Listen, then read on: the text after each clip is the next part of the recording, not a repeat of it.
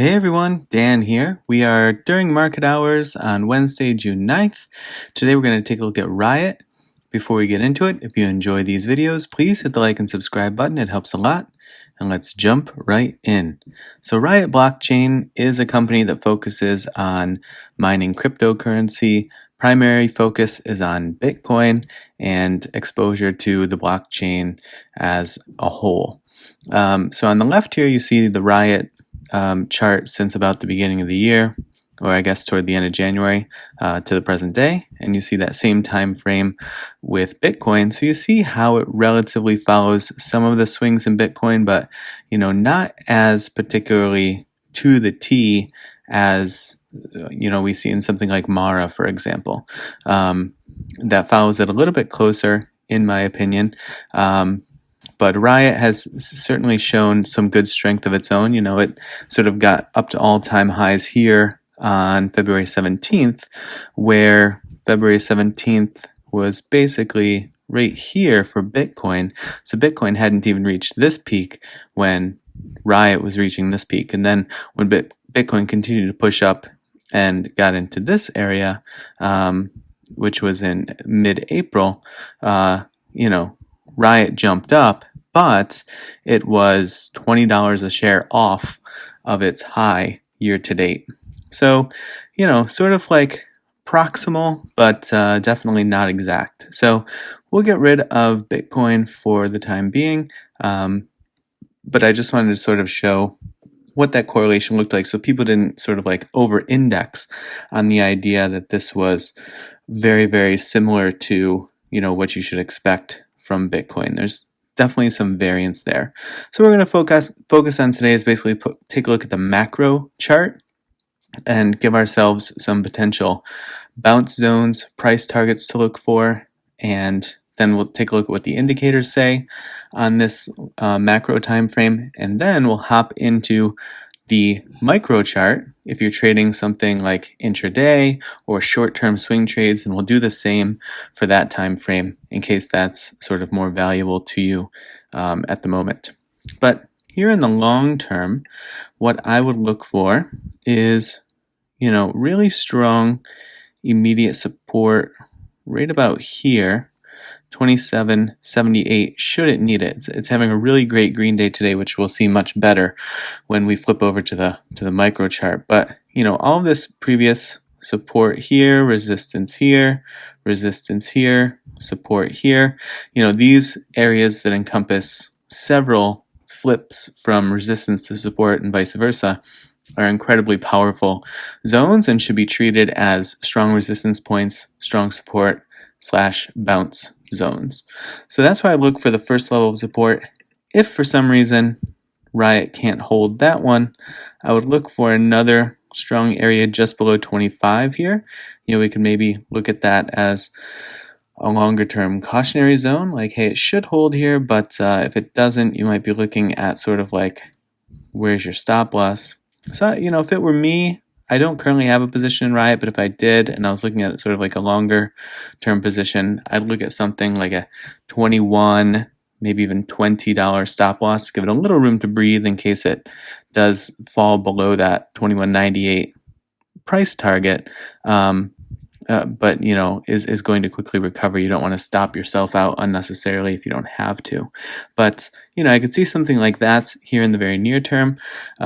There's going to be additional support coming into play right about here. If you look at this area here, and then a resistance zone here and here. So this right about where it is right now, actually, if it can get some support there, it'll be a good sort of new floor that Riot could build off of. 32.31. And then if we want to look at some upper price targets, as you're able to work your way through some recovery, because you see that it is under this big downtrend here.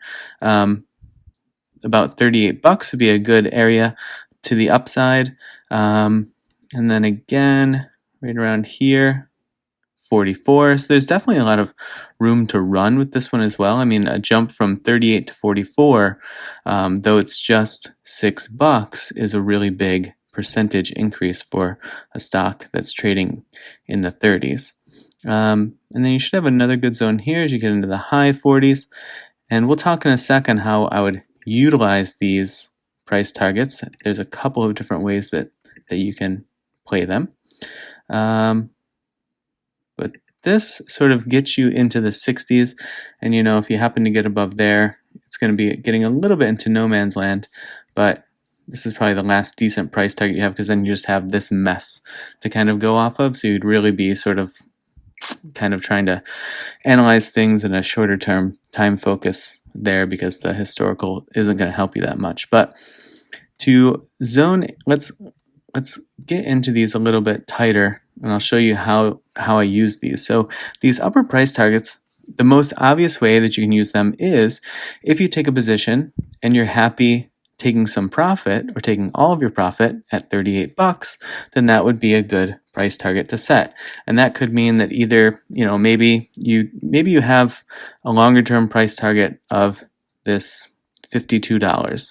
But let's say you want to take 10% of your holdings off the table at 38 just to lock in some profit, and then another 20% at 44, and then another 20% at 48.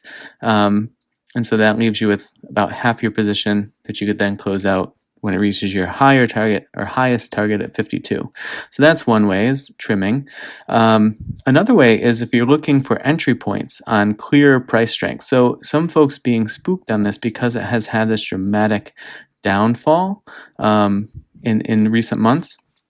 What folks might be looking for is not just this little bit of price action and recovery that we've seen here, but something more significant.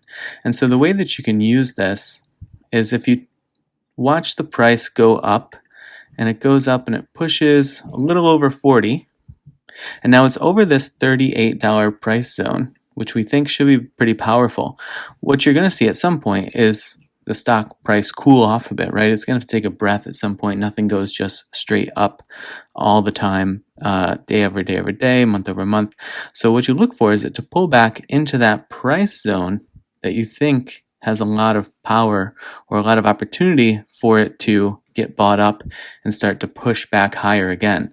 So you might want to start averaging your position in around, say, $38.50, $39, and buy dips down to about 38.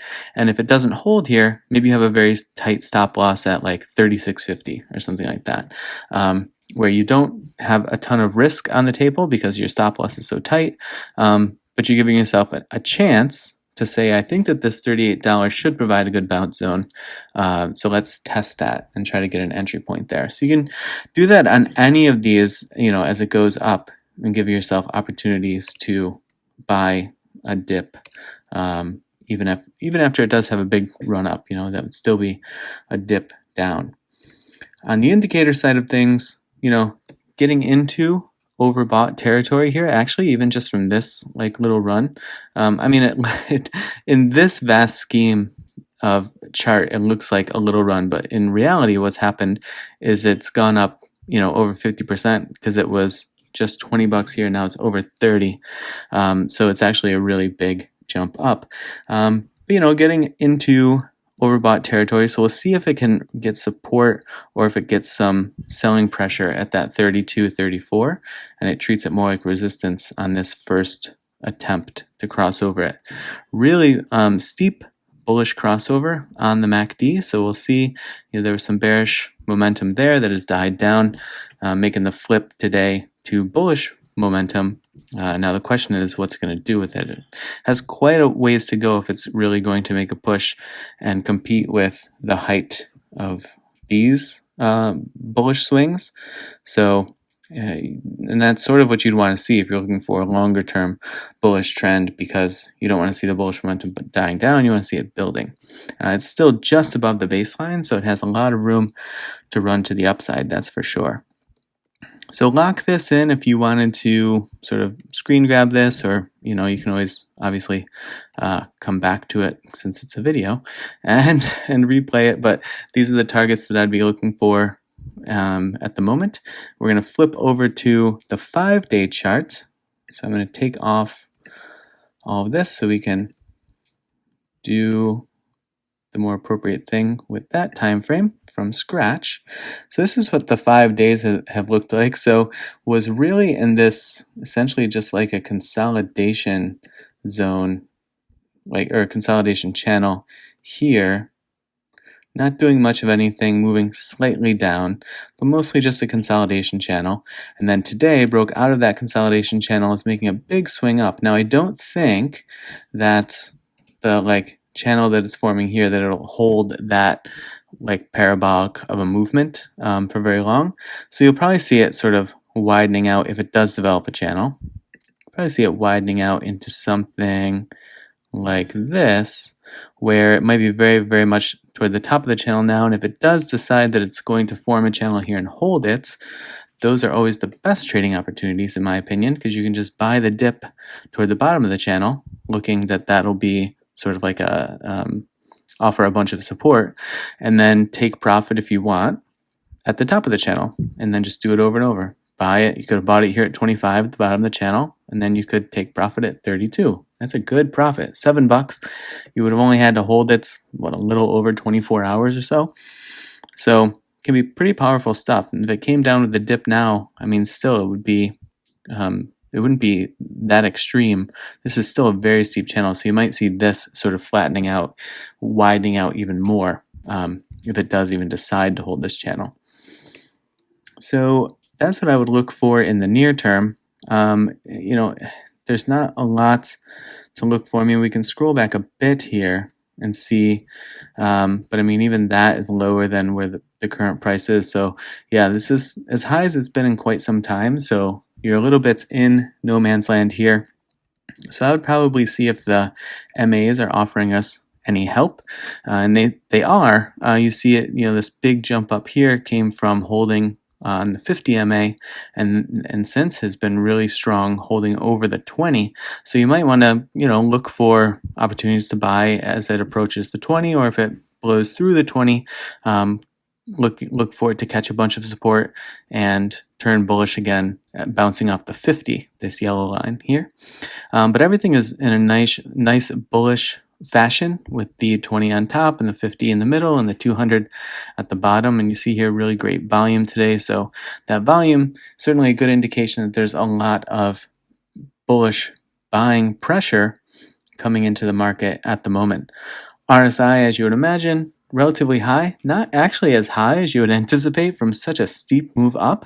So, I could see this spending some time living in overbought territory for a while, or you could see a dip down to 45, 50 on the RSI, and then it making another run back up toward overbought. On the MACD side of things, pretty high, relatively speaking, not compared to some stocks that have, super long-standing runs into the green, but 0.46 on the MACD, so well above the baseline, definitely the highest area on this chart. Interestingly enough, there is this little bearish area here where it's barely a blip on the radar screen for the stock itself. So kind of interesting, and it looks like it's wanting to try to make another bullish crossover here, and which could push it up maybe toward the mid 30s by the end of the day, or in the coming days. It's about 2 o'clock Eastern right now, so has some time to kind of play out. Well, those are my thoughts. Those are the targets and things that I would be looking for, if I were trading Riots. And definitely wish you the best of luck if you're in this one, or if you decide to jump in. And thanks a bunch for watching. I will see you in the next video.